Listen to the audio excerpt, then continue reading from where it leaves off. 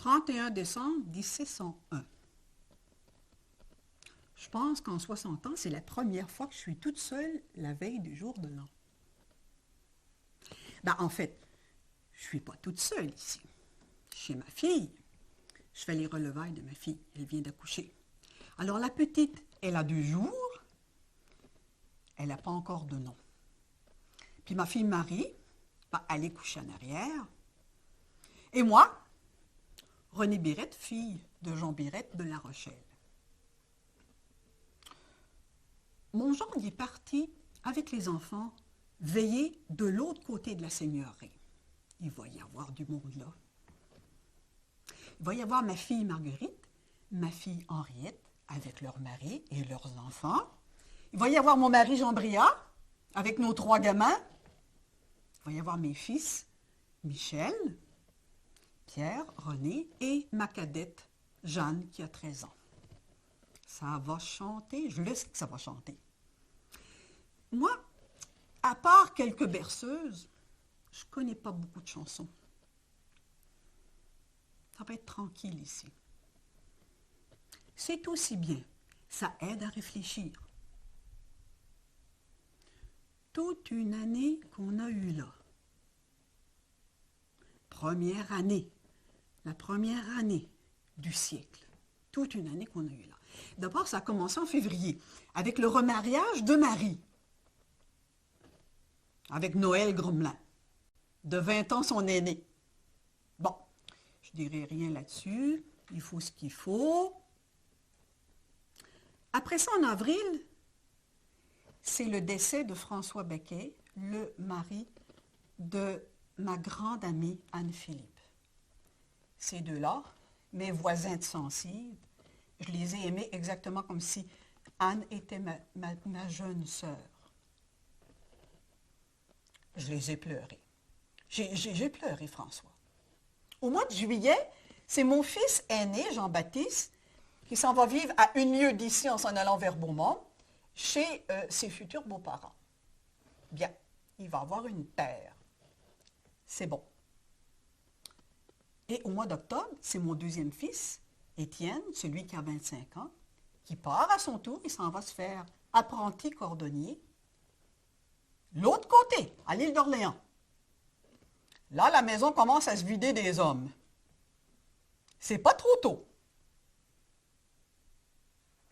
Et enfin, on termine l'année avec la naissance de ce petit Gromelin-là, qui est ma 11e petit enfant.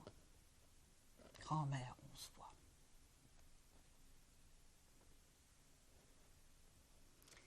Je me souviens quand Marie est née. Ton premier enfant, c'est celui qui te fait mère, c'est celui qui t'apprend à allaiter, c'est celui qui t'apprend à voir des joies, des peines, parce qu'il y a plus petit que toi à t'occuper.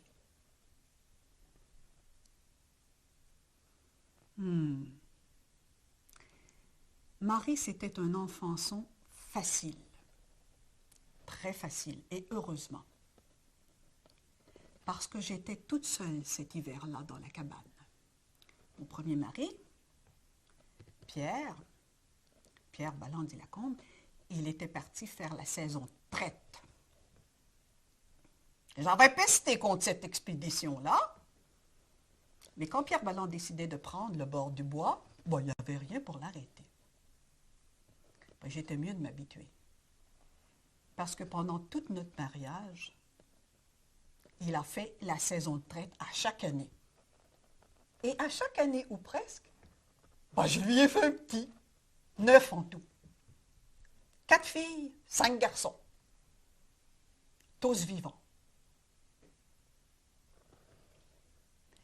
Il faut dire que la dernière, Jeanne, Pierre, il ne l'a pas connue. Il est mort 1 mois avant sa naissance. Je vais vous dire que ce mois-là, quand je me suis retrouvée veuve, à 47 ans, avec 9 enfants, dont 1 à la mamelle, dans une petite cabane en planche, bien étoupée, mais bon, avec une des terres les moins avancées en labour, je me suis dit, René, qu'est-ce que tu fais? Tu n'as pas le choix. Il faut que tu te remaries. Alors j'ai pris Jean-Briand. Bon, il n'était pas loin, c'était le métayer sur la seigneurie. À ce moment-là, il faut dire que les femmes avaient quand même un assortiment d'hommes, vu la rareté de leur sexe. Il faut dire aussi que nos filles avaient commencé à effacer cette pénurie-là que leur père avait connue. Parce qu'en 1671, quand je suis arrivée, il y avait toute une pénurie de femmes en Nouvelle-France. D'ailleurs, c'est pas pour rien que le ministre Colbert il a fait venir des femmes à marier par plein bateau pendant 10 ans de temps. Les filles du roi qu'on nous appelait, c'était parce que c'était le roi Louis XIV qui payait tous les débours pour nous faire venir en Nouvelle-France. Bon, tous les débours et plus. Il y avait 50 livres tournois pour chaque femme ou fille qui voulait marier un colon. En Nouvelle-France, 50 livres tournois, c'était une fortune pour une fille du commun comme moi. Simple lavandière à La Rochelle.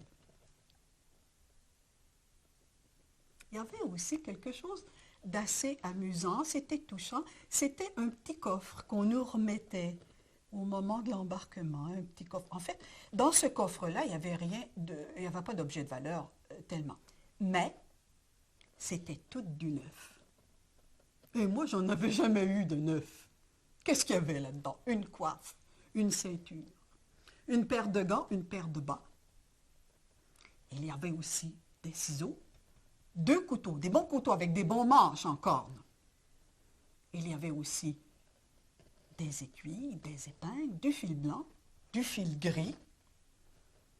Il y avait des lacets de corsage, des lacets de souliers et un beau peigne. Tout du neuf, tout du neuf.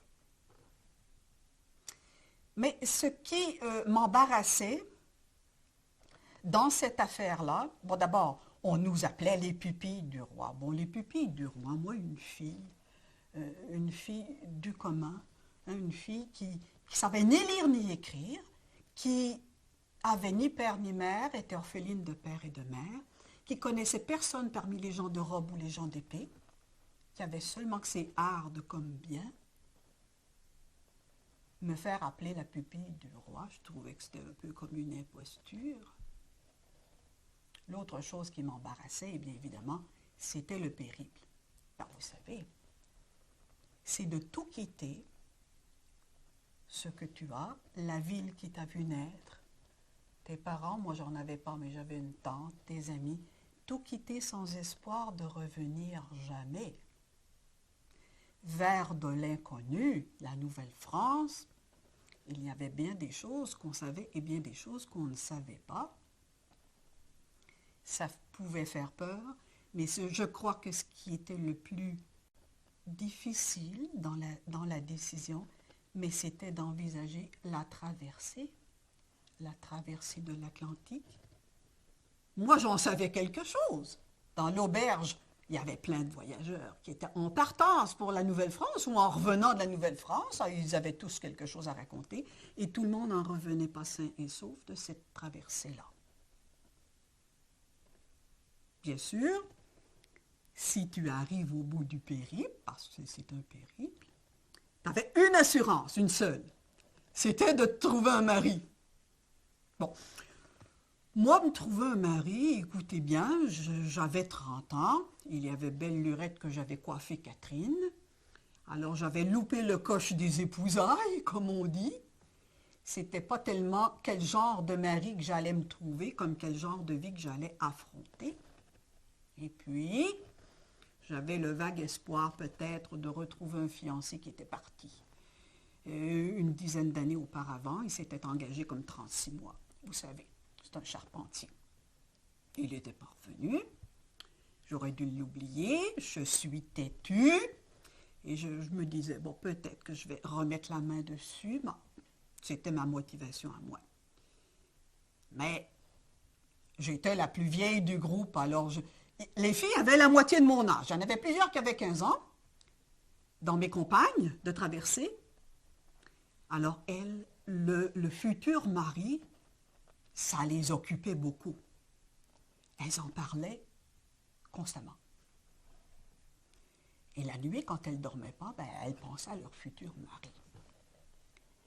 Mais je vais vous dire qu'au printemps 71, sur le quai, avant de mettre le pied sur le navire qui allait nous emporter, le Prince Maurice, eh bien, ça parlait pas fort. On était 86, on avait le grain fin. Il y en a qui se taisaient, la plupart, je dirais, qui se taisaient. Quelques-unes qui se parlaient tout bas, elles étaient inquiètes. Il y en a même qui pleuraient.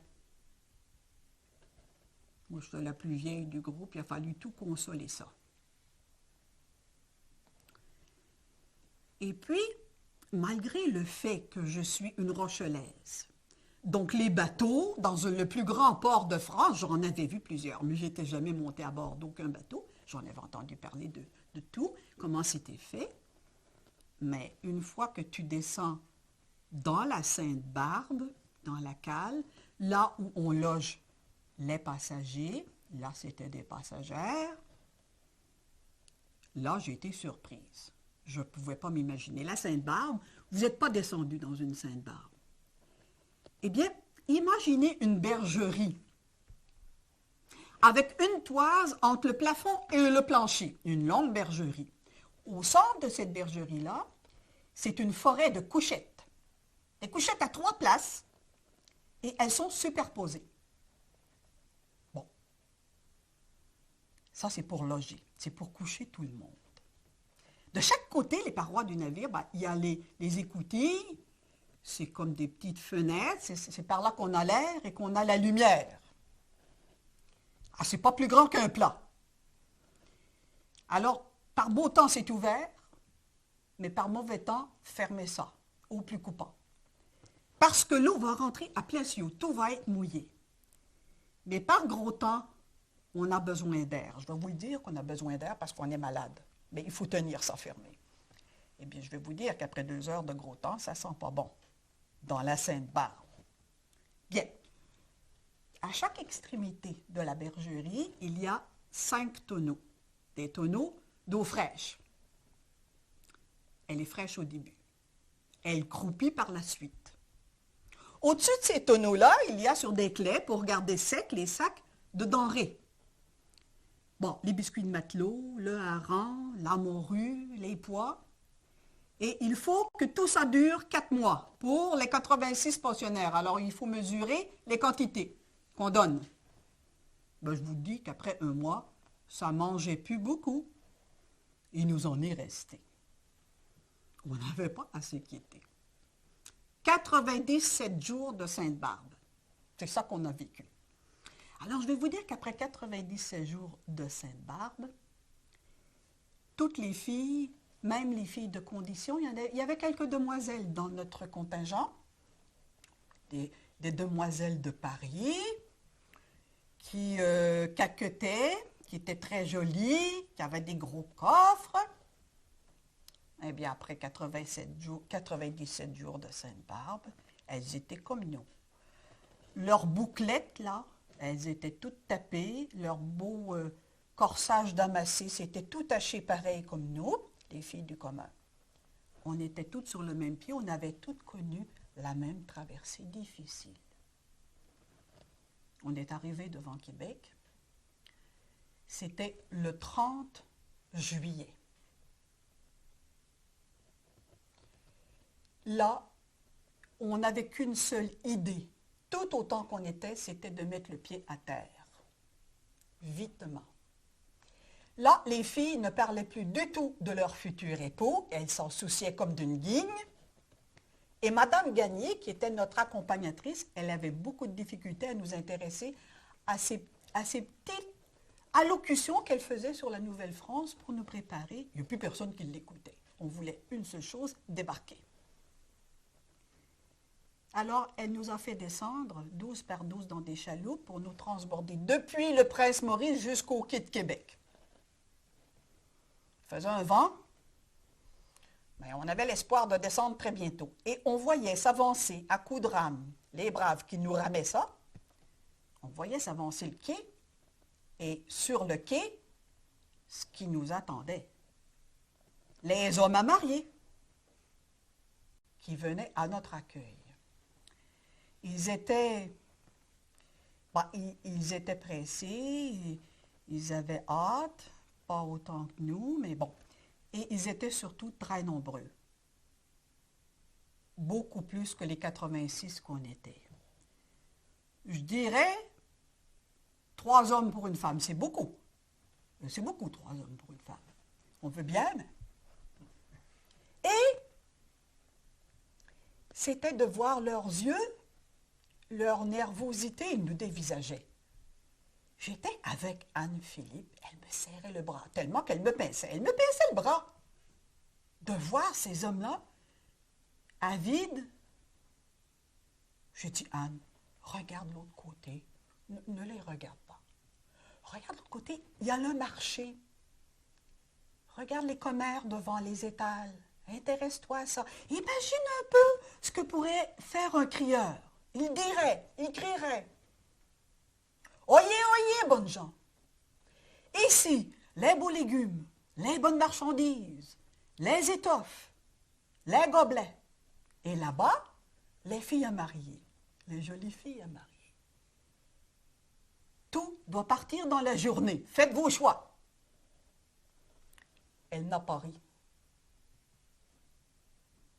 On était un peu nerveuse.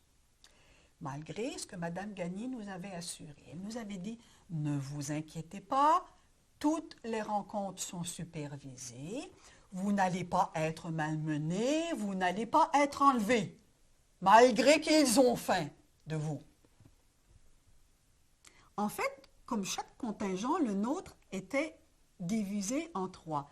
Il y avait des filles qui restaient à Québec, et d'autres qui repartaient pour Trois-Rivières, et d'autres encore pour Montréal. Et nous, moi et mes amis, Anne-Philippe, bien sûr, Catherine Lenné et Françoise Grosjean, on a eu la chance de rester à Québec. Et qui plus est, on a été logés chez Mme Gagné. Elle gardait quelques pensionnaires. Les autres filles étaient placées dans d'autres maisons, certaines même chez les religieuses. Nous, on a eu la chance d'aller chez Mme Gagné. Et c'était une chance parce que la maison de Mme Gagné, une grande maison, en fait, c'était la veuve Bourdon, un gros monsieur, semble-t-il, de Québec. Moi, je me retrouvais un peu comme à l'auberge. C'était plein de domestiques là-dedans. Il y avait des ustensiles, des nappes. Je me suis dit, René, t'es de retour comme lavandière. En fait, je voulais un peu échapper aux intentions, là, aux arrangements de Mme Gagné. Bon, d'abord, j'étais plus vieille et elle m'a laissé faire. Moi, j'avais ma tocade de faire mon enquête pour essayer de retrouver mon fiancé. Bon. Mais cette maison-là, elle était fréquentée par les nobles bourgeois et aussi, Mme Gagné, elle devait avoir le premier choix avec les prétendants. Parce que toutes mes amies ont trouvé d'excellents partis. La première qui est partie, qui s'est mariée, c'est notre petite Françoise Grosjean. Ben, Françoise, c'était la plus jolie, c'était la plus jeune et la plus riche. Elle avait 350 livres tournois de dot personnelle. Elle est partie vite, normalement. Hein? Ensuite, au mois de novembre, c'était le tour de Catherine Lenné. Catherine Lenné, elle a marié un gars qui avait une terre à l'île d'Orléans. Paraît-il, c'était la seigneurie la mieux dotée, la mieux peuplée.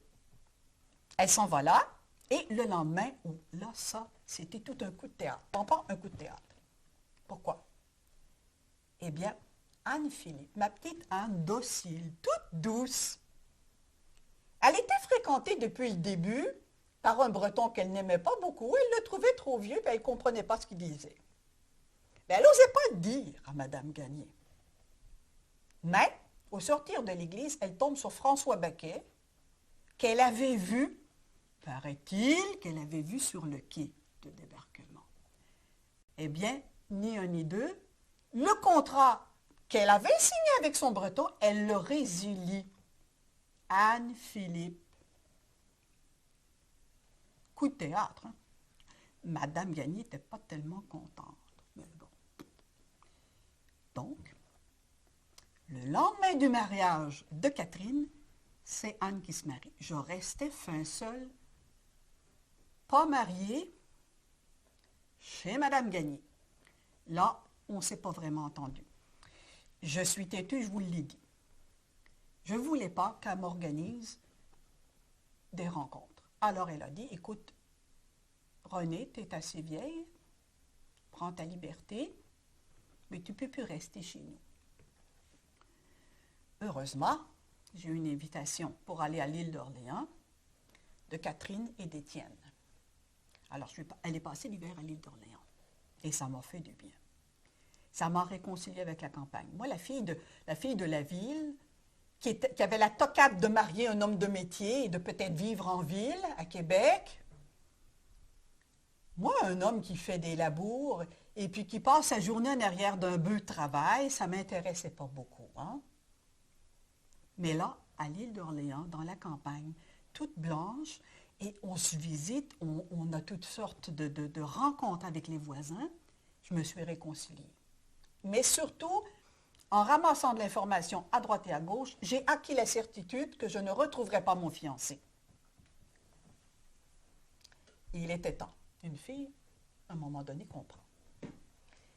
Ce qui s'est passé, c'est que, arrivé au printemps, il y avait une grande fête à l'île d'Orléans. La fête du mai. C'est le 1er mai. Et là, c'est toute la ville, c'est tout le village, c'est toute l'île qui se ramasse à la même place. Alors, ce qu'on a fait, c'est qu'on s'est rendu là. Catherine, elle m'a dit, « Écoute, Renée, tu vas te trouver un parti là, c'est certain. » Eh bien, cette journée-là, je suis tombée sur un bloc d'obstination plus grand que le mien. Il s'appelait Pierre Balland d'Ilacombe. Un soldat qui, en 68, quand il a été démobilisé, il s'était pris d'affection pour la traite de fourrure et pour les Indiens. Il avait réussi à conserver son permis de chasse sans se marier. Ce n'était pas une mince affaire, parce que les autorités, ils avaient passé un règlement que les hommes, à chaque débarquement de filles du roi, qu'il aille se trouver une épouse et qu'il prenne une terre. Mais là, ce 1er mai-là, 1672, là, Pierre, pour calmer le jeu un peu, il avait décidé de prendre une terre en face de l'île d'Orléans, sur la côte du Sud. Et là, ben, il avait décidé d'y accointer une épouse. Cette épouse-là, c'était moi. Vous dire que je suis tombée dans ses bras dès que je l'ai vu, ce serait une fausseté.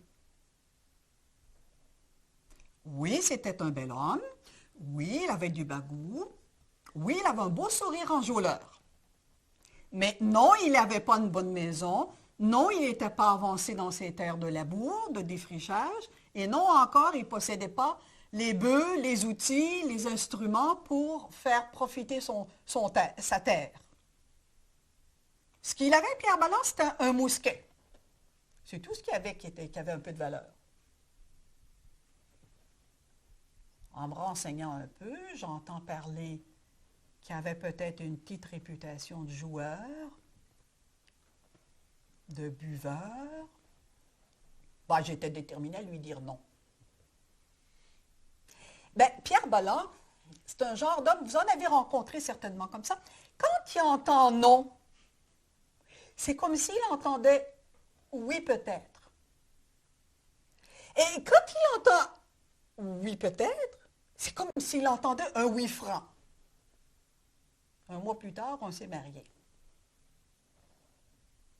Le 9 juin 1672. Je m'étais dit, ce gars-là, je vais m'en accommoder. Le destin me l'amène, je m'en accommode. Je vais lui tenir tête. C'est ça que j'ai, moi, la tête.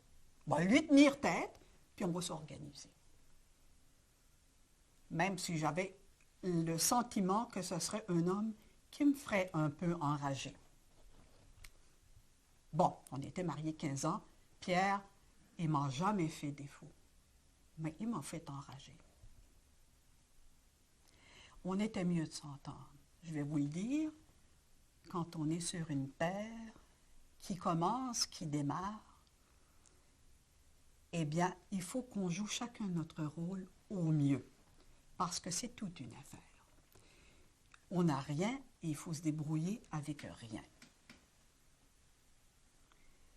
Mais j'ai bien aimé ça. Avec Pierre, je pouvais tout dire, tout entreprendre. Nous, les femmes, en Nouvelle-France, on est comme des associés. On est sur le même pied que notre homme. Cette concession-là, elle ne peut pas fonctionner sans nous. Toute la Nouvelle-France ne peut pas fonctionner sans les femmes. C'est tout à fait simple. C'est tout à fait simple. Sans nous, la colonie, elle va à volo. Et puis avec nous, eh bien, la vallée du Saint-Laurent, elle se peuple. On est venu pour ça et on le fait bonnement. Et on découvre que la liberté est très grande en Nouvelle-France. Il y a deux aspects importants pour un couple d'habitants, c'est de nourrir les enfants que Dieu nous donne, et il nous en donne plusieurs, et c'est de se chauffer l'hiver. C'est les deux gros aspects. Eh bien, nourrir. Cette terre-là est noire. Elle est longue à défricher, mais une fois qu'on l'a, elle donne bien. Dans les lacs, dans les ruisseaux et dans le fleuve, les poissons grouillent tellement, ils sautent dans ton filet. C'est plein de poissons. Alors faire maigre et jeune, il n'y a pas de problème. Dans la forêt, eh bien, il y a le gibier, si tu aimes le gibier, bien entendu. Et si ton mari, c'est un soldat, eh bien, il y a quelque chose à faire avec son fusil, alors on ne manque pas de viande fraîche. On n'a qu'à prendre. Et dans le ciel, les tourtes, 2 fois par année, plein d'oies, c'est délicieux. On n'a qu'à tendre des filets, encore une fois, facile à prendre. Et tout ça, sans permission à demander à personne. On chasse, on pêche, on coupe du bois pour se chauffer l'hiver ou pour construire notre cabane. Aucune permission à demander. Tout le bois qu'on veut, on l'a. On l'a au bout de notre terre. Oui, il faut aller le chercher. Oui, il faut le couper. Mais ça, c'est son affaire à lui. Mais il reste que c'est une liberté inimaginable. On n'a qu'à prendre. La Nouvelle-France, c'est ça. Tout est à nous, on n'a qu'à prendre. Pas de permission à demander. Il n'y a pas de prêtre sur la seigneurie. Il n'y a pas de gendarme. Le Seigneur, il ne vit même pas en son manoir. Le Seigneur, Morel de la Durantaye, lui, il vivait à Québec. Il venait 2 fois par année pour récolter le sens. Il s'en retournait sur le même temps. Qu'est-ce que ça veut dire? C'est qu'on s'arrange entre nous pour tout. Et on s'est arrangé. Et on s'est bien arrangé. Et des enfants, tout à coup, il y en avait partout, dans chaque maison. Il n'y avait pas de personnes âgées. J'étais presque la plus vieille. Oui, c'était un peuple jeune qu'on fabriquait au fur et à mesure. Les enfants bien formés. Un jour, le prêtre itinérant nous a dit, il y a eu un inspecteur de France qui est venu inspecter la Nouvelle-France. Et dans son rapport, il a écrit que les enfants en Nouvelle-France sont mieux formés que les enfants en France. Moins de mortalité aussi. Nos enfants étaient faits forts dans un pays qui était fort. Et nous, les femmes, on a donné notre pleine mesure de femmes. Et je ne suis pas sûre du tout qu'être restée en France, j'aurais eu tout ce que j'ai. regardez-moi. J'ai 60 ans, je suis en bonne santé. J'ai eu 9 enfants, tous vivants. J'ai eu 2 maris, je ne pensais pas en avoir un seul. Je vis sur une terre qui produit bien. Jean Brillant exploite bien notre lot. L'année dernière, on a même eu des surplus qu'on est allé vendre. En France, je ne suis pas sûre du tout que j'aurais eu tout ça si facilement. Cette belle liberté et cette belle richesse, ce pays-là est riche et c'est à nous. Et notre plus grande richesse, c'est nos enfants, bien sûr. Je ne peux pas dire pour le destin. Peut-être que j'aurais vécu une bonne vie être restée. Quand je pense aujourd'hui que j'ai tant hésité à m'embarquer comme fille du roi, si j'avais su, je serais partie en courant, je serais montée en sautant sur le prince Maurice. Mais je ne pouvais pas savoir et personne ne connaît le destin.